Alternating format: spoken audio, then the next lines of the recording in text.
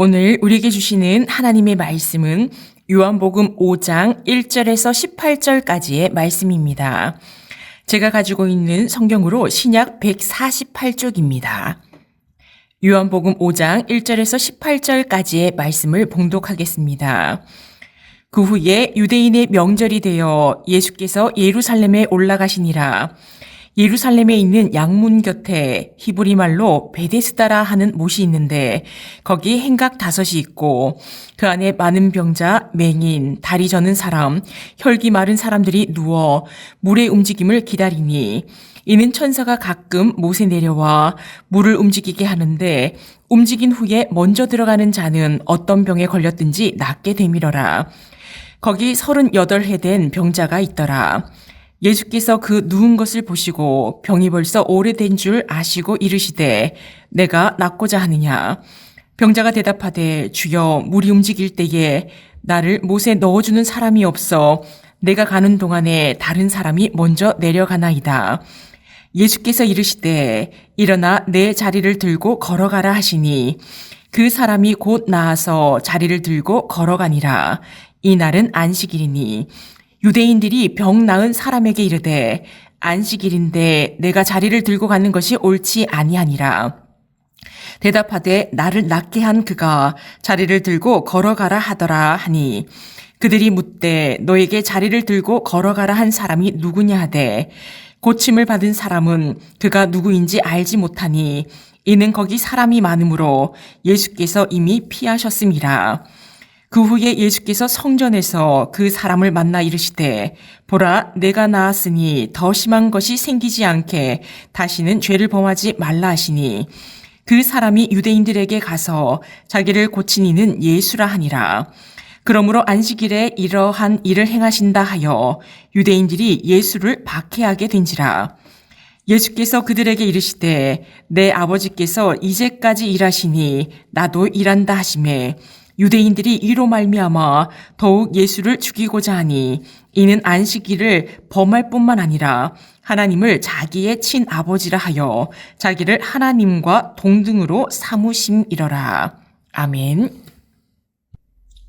오늘 우리에게 주시는 하나님의 말씀의 제목은 세상의 베데스다와 예수님의 베데스다라는 제목으로 말씀을 나누겠습니다. 이제 설 명절이 코앞으로 다가왔습니다. 명절이 되면 곳곳에서 음식 냄새가 가득하지요. 친지들이 한자리에 모여서 기쁨과 즐거움을 나눕니다. 예수님께서도 유대인의 명절이 되어 예루살렘에 오셨습니다. 예수님께서는 이 기쁨과 축제가 가득한 자리로 가지 않으시고 다른 곳으로 가십니다.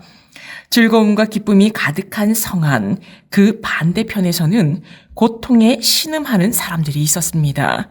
예수님은 그들에게 마음이 가셨고 발길도 그리로 옮겨지셨습니다. 그곳은 어디일까요? 요한복음 5장 2절 말씀입니다.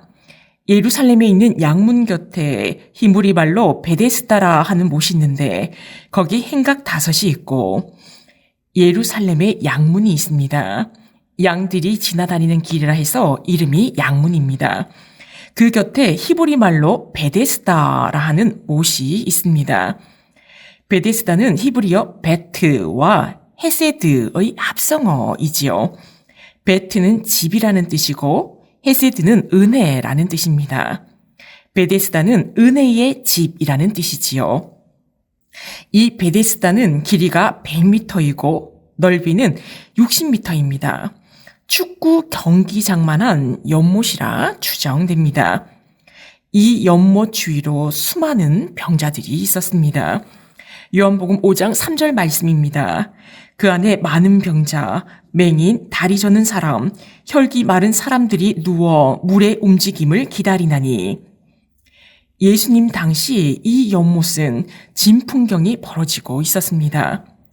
베데스다 연못 주위에 수많은 각종 병자들이 누워 있었지요. 오늘 말씀을 깊이 들어가기 위해 우리 마음의 눈으로 베데스다 주변을 한번 걸어보시기 바랍니다. 우리가 걸어가는 중에 앞이 보이지 않는 맹인이 있습니다. 그리고 암으로 쓰러져 있는 사람이 있습니다. 냄새가 코를 찌릅니다. 염증으로 또는 살이 썩어감으로 누워있는 수많은 병자들이 이 베데스다 연못 주위에 널브러져 있습니다. 우리는 이 사람들을 보면서 눈살을 찌푸려서는 안 됩니다. 눈을 뜨고 그 사람들을 바라보아야 합니다. 왜냐하면 그 비참한 모습 하나하나가 바로 우리 인생이기 때문입니다. 그리고 그들의 신음소리를 한번 들어보십시오. 너무 아파서 끙끙대는 소리, 정말 아파서 소리 지르는 그 고함 소리를 한번 들어보십시오. 가슴 쥐어짜면서 기침을 깊게 하는 그 기침 소리를 한번 들어보십시오.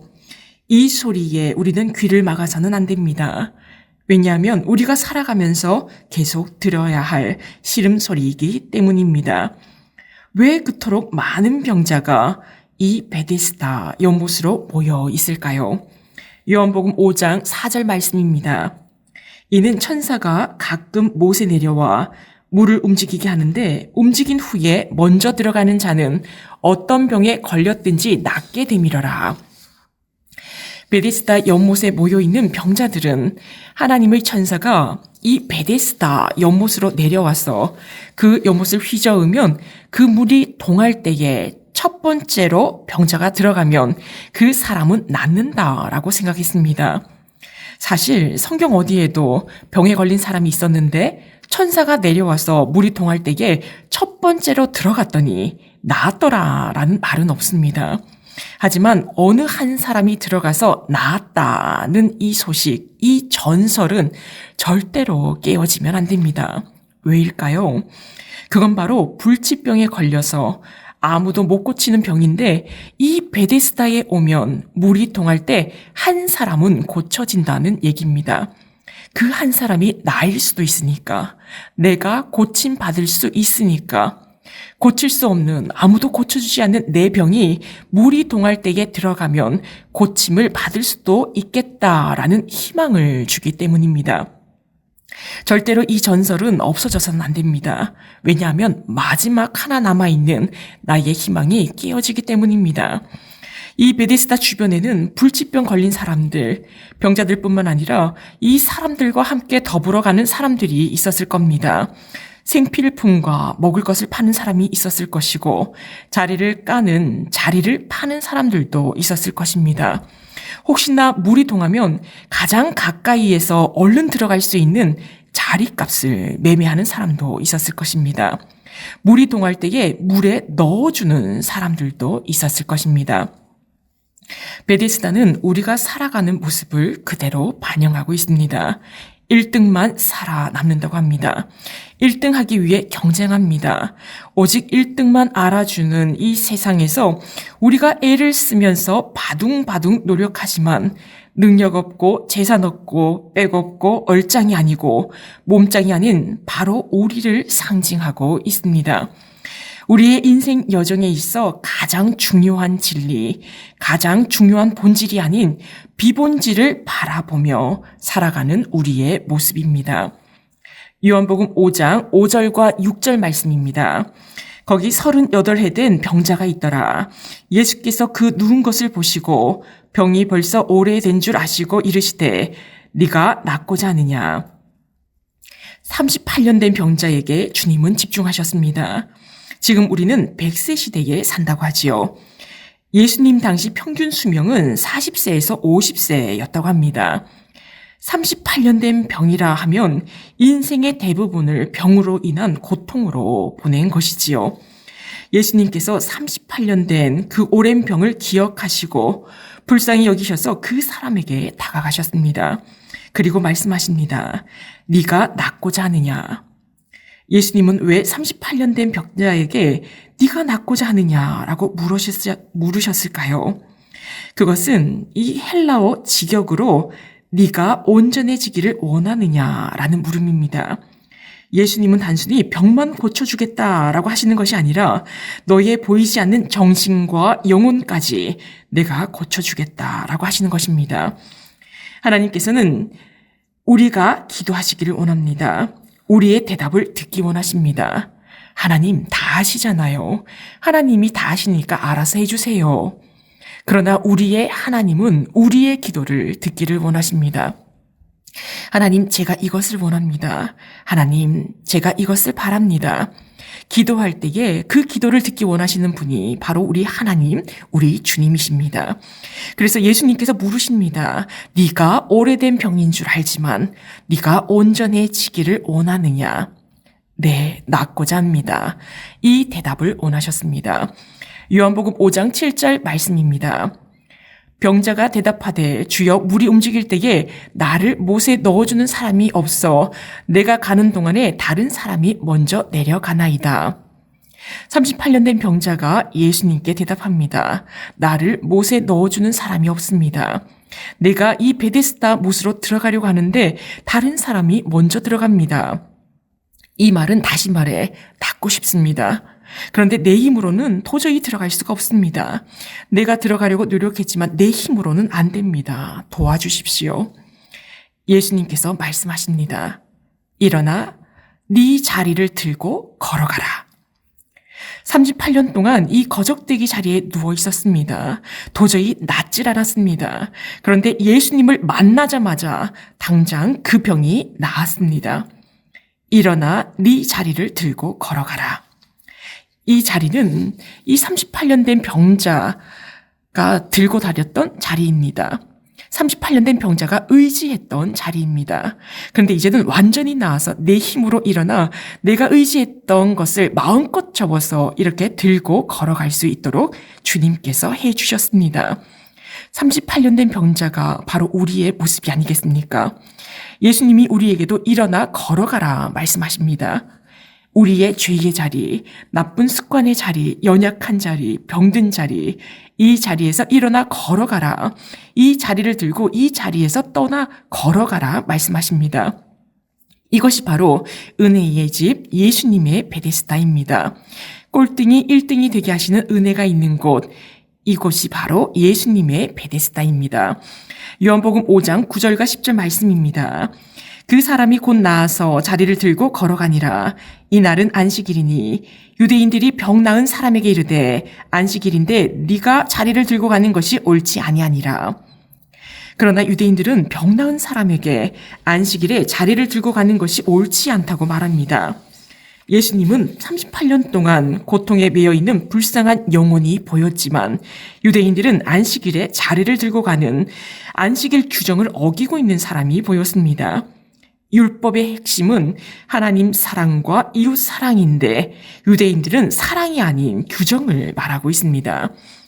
안식일에 병을 고친 예수님께서 말씀하십니다. 요한복음 5장 17절 말씀입니다. 예수께서 그들에게 이르시되 내 아버지께서 이제까지 일하시니 나도 일한다 하시매. 당시 유대인들은 하나님은 안식일에도 일을 하신다고 보았습니다. 유대인들은 하나님만 안식일에 일하실 수 있다고 보았지요. 출생과 죽음이 하나님의 주관이라고 믿었기 때문입니다. 예수님은 이런 유대인들의 생각을 전제로 하나님께만 적용될 수 있는 개념을 자신에게도 적용시켜 내 아버지께서 일하시니 나도 일한다고 말씀하십니다. 하나님을 자기의 친아버지라 하여 유대인들은 예수님을 죽이려고 하지요. 말씀을 맺겠습니다. 세상의 베데스다는 주님이 계시지 않는 비본질을 쫓아갑니다. 1등만 기억하고 1등하기 위해 달려갑니다. 잘못된 희망을 쫓아갑니다. 그러나 주님의 베데스다는 꼴찌가 1등이 됩니다. 긍휼과 사랑이 있습니다. 잘못된 희망이 아니라 참 자유와 영원한 생명이 있습니다. 매여 있는 것에서 하나님이신 주님을 통해 모든 매임에서 벗어납니다.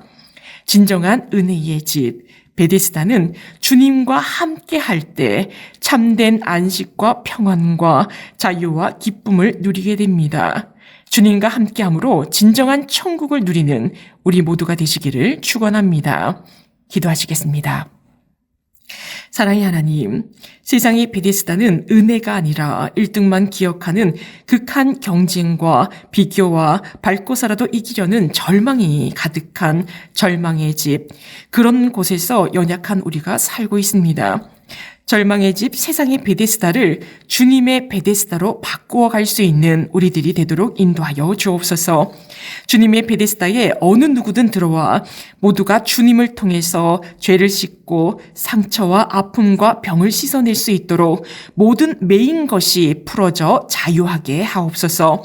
절망의 베데스다에 거하는 불쌍한 영혼들을 주님의 베데스다로 인도하여 낼 수 있는 우리들이 되게 하여 주옵소서. 이 모든 말씀 우리 주 예수 그리스도의 이름으로 기도합니다. 아멘.